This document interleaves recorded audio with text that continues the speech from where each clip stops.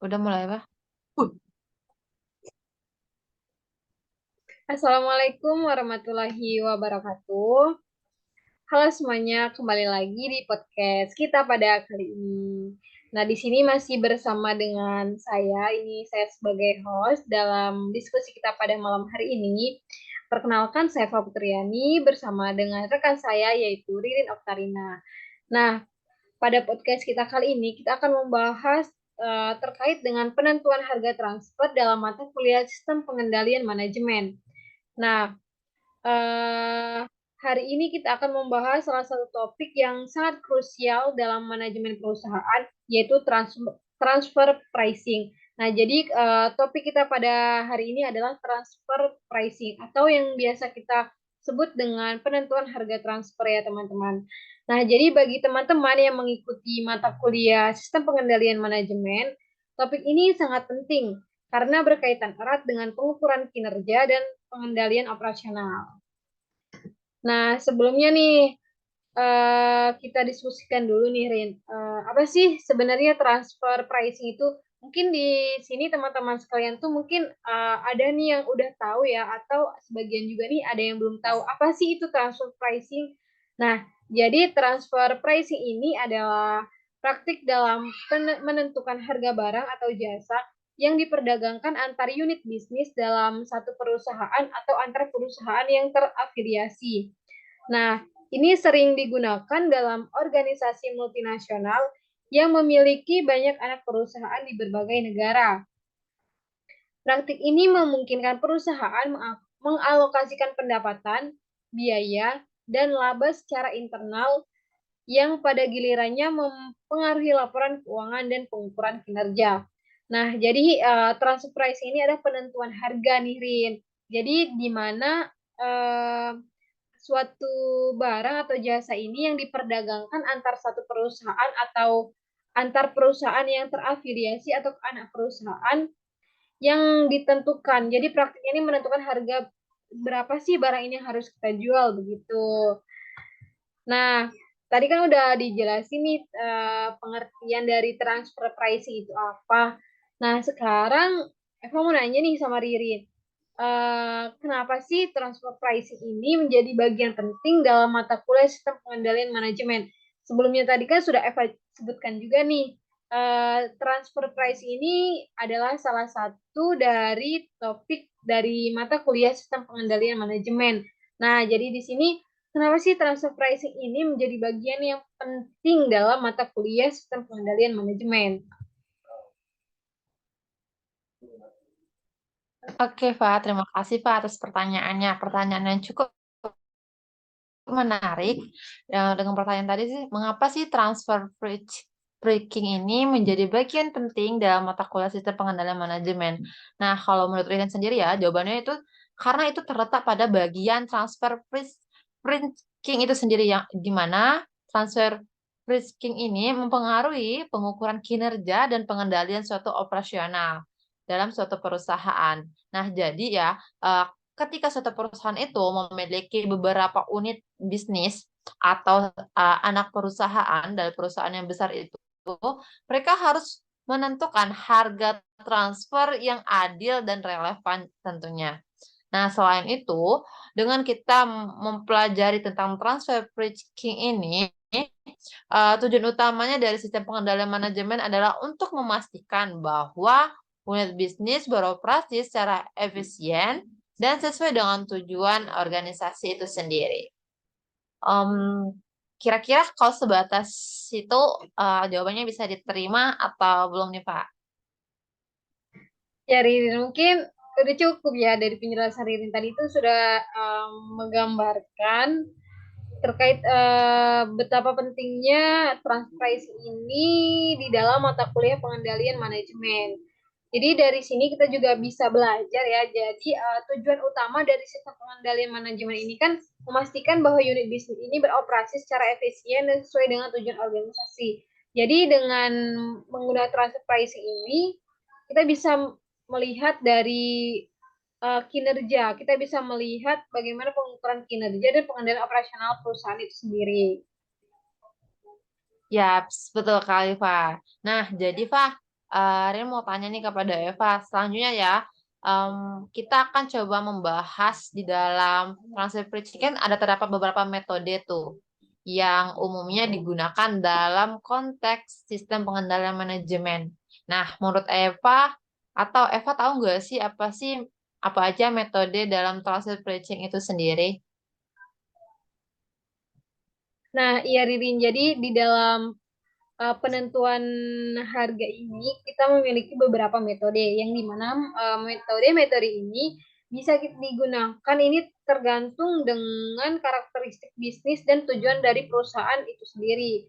Nah, jadi ada beberapa metode yang bisa digunakan ya untuk penentuan harga ini atau transfer pricing yang umum digunakan dalam konteks sistem pengendalian manajemen, yaitu seperti markup, kemudian ada metode biaya ditambah, kemudian ada metode harga pasar internal, dan juga metode pembagian laba.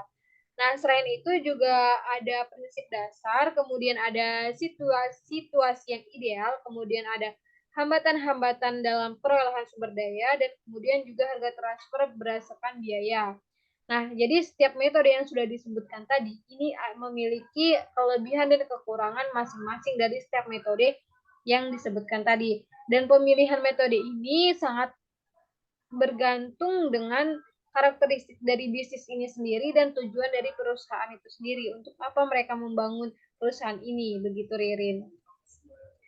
Nah, berbicara tentang transfer pricing ini, Rin, tentunya memiliki dampak ya secara langsung maupun tidak langsung terhadap evaluasi kinerja dalam sebuah perusahaan. Nah, di sini Eva mau nanya nih, Rin. Jadi selain metode yang sudah disebutkan tadi, apa aja sih dampak langsung dari transfer pricing ini pada evaluasi kinerja dan insentif bagi manajer dan karyawan? Boleh Ririn jelas? Oke, Pak.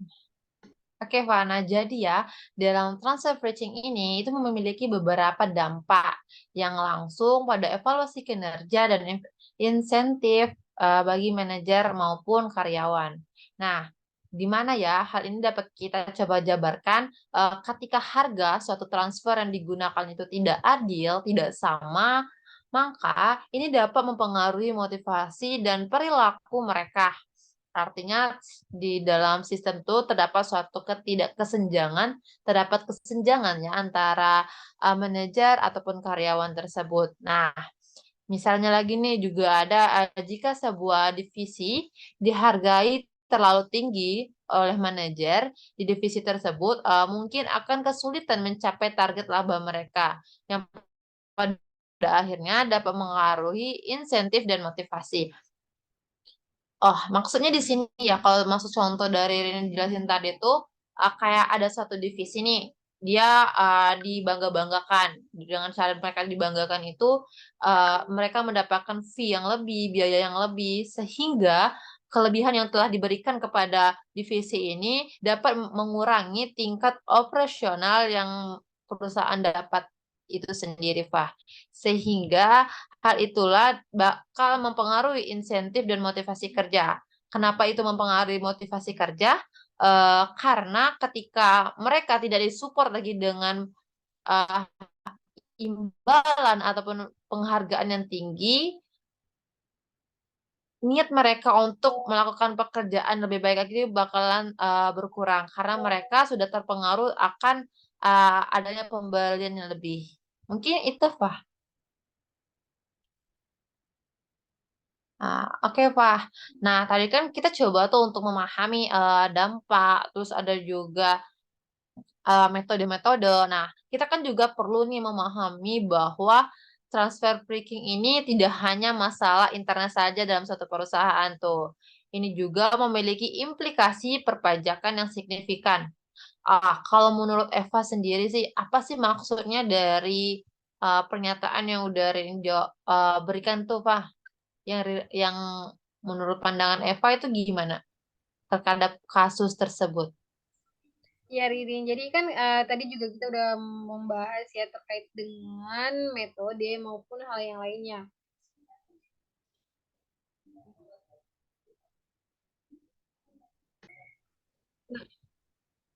Nah, baik Ririn. Jadi kita juga perlu ya memahami bahwa transfer pricing ini tidak hanya membahas terkait dengan masalah internal perusahaan ini sendiri, termasuk dari penentuan harga dari suatu barang atau jasa.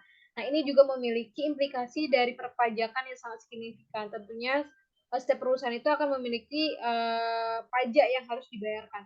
Nah, jadi salah satu risiko utama yang harus dihindari adalah konflik dengan otoritas pajak.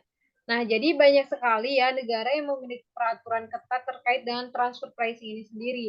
Dan jika perusahaan tidak mematuhi prinsip harga wajar, maka mereka bisa terkena dengan sanksi perpajakan yang sangat serius. Jadi ketika kita menentukan harga dari suatu barang atau jasa, kita juga tentunya melihat dengan harga wajar atau harga yang ada di pasaran itu sendiri, Riding. Jadi kita nggak bisa nih untuk menentukan harga yang mungkin setinggi-tingginya gitu ya. Kalau harga itu tidak sama dengan harga yang ada di pasaran seperti itu, Ririn. Nah, mungkin bagi mereka nih yang sedang belajar atau berkarir dalam manajemen, tentunya memahami konsep transfer pricing ini dalam konteks sistem pengendalian manajemen adalah sangat penting. Jadi sangat penting sekali ya bahwa bagi mereka nih yang sedang belajar atau baru memulai karir nih, mereka tentunya harus memahami bagaimana konsep transfer pricing ini sendiri.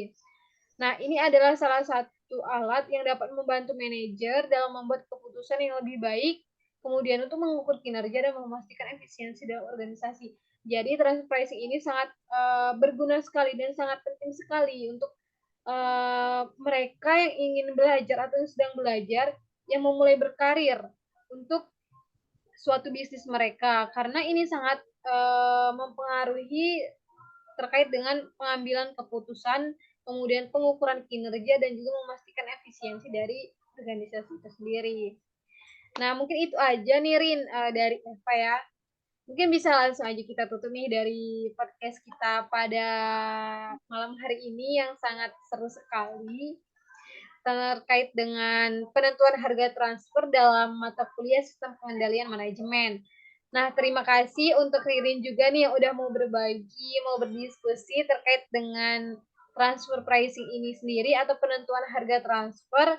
Terima kasih juga untuk teman-teman yang setia selalu mendengar dan menonton podcast kita di YouTube ya. Semoga ini bermanfaat. Nah, jika Sobat SPM memiliki pertanyaan atau topik lain yang ingin dibahas, jangan ragu untuk menghubungi kami tentu saja di YouTube kita ya. Jadi sampai jumpa untuk episode berikutnya. See you, bye bye.